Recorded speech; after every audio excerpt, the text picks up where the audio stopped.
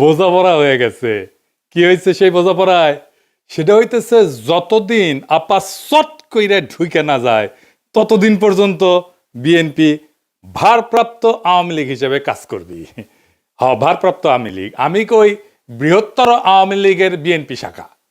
সেই জন্যে Indian media উইটা পড়ে লাগিয়েছে বিএনপিকে ক্ষমতায় নিয়ে আসতে। ইন্ডিয়ান মিডিয়া খবর দেখে এটা, হ্যাঁ, আনন্দবাজার পত্রিকায় সে লিখিচ্ছে খালেদা পুত্রের সম্বল নয়াদিল্লির বন্ধুত্ব মুক্তিযুদ্ধ। কি লিখেছে সেটাও কালে গুরুত্বপূর্ণ। এনা পড়ে শোনায়, পুরাটা না, কিছু অংশ বিএনপির নেতাকর্মীরা আপনারাও শুনেন। লিখিচ্ছে মুক্তিযুদ্ধ এবং ভারতকে পুঁজি কইরা প্রায় ১.৫ যুগ পরে দেশের মাটিতে পা রাখতে চলেছেন খালেদা জিয়া পুত্র তথা বিএনপির ভারপ্রাপ্ত চেয়ারম্যান তারেক রহমান। নভেম্বরে সমাজ মাধ্যমে তারেক লিখেছিলেন, এখনই দেশে ফেরার বিষয়ে সিদ্ধান্ত নেয়ার সুযোগ তার জন্য অবারিত এবং একক নিয়ন্ত্রণাধীন না। অনেকেরই প্রশ্ন, দিন ১৫-১৮-র মধ্যে কি এমন হইল যে তিনি দেশে ফেরার ঘোষণা করলেন? বাস্তব হইল, মানে এখানে কইছে কেন দেশে ফেরার ঘোষণা করলেন, এটা কইছে এখানে।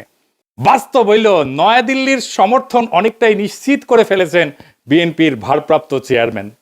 বিদেশ মন্ত্রক সূত্রের খবর, বিদেশ মন্ত্রক মানে পররাষ্ট্র মন্ত্রণালয়, মানে ইন্ডিয়ার পররাষ্ট্র মন্ত্রণালয়, এটা কইছে বিএনপি ক্ষমতায় আসলে ভারত বাংলাদেশের মধ্যে যে চুক্তিগুলো আছে তাতে কোনো প্রভাব পড়বে না এবং বাংলাদেশের মাটিকে কোনো ভারত বিরোধী কাজে ব্যবহার করতে দেওয়া হবে না, এই মর্মে প্রতিশ্রুতি পাওয়া গিয়েছে তারেকের কাছ থেকে।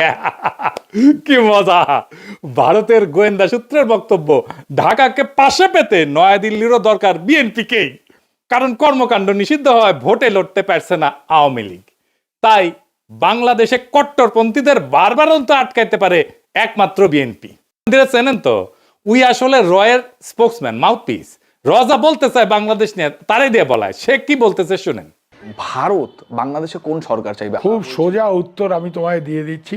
Awami League is not in election, next best option is BNP, obviously not Jamaat. তারা অলরেডি ৫০ লাখ লোক নিয়ে জেহার টেয়াদের হুমকি দিচ্ছে, ফলে জামাত অবভিয়াসলি ইন্ডিয়া চাইবে না। অত অনেক কথা, ডিপ্লোম্যাটিক কথা বলে তো লাভ। কানেকশনটা হচ্ছে 71।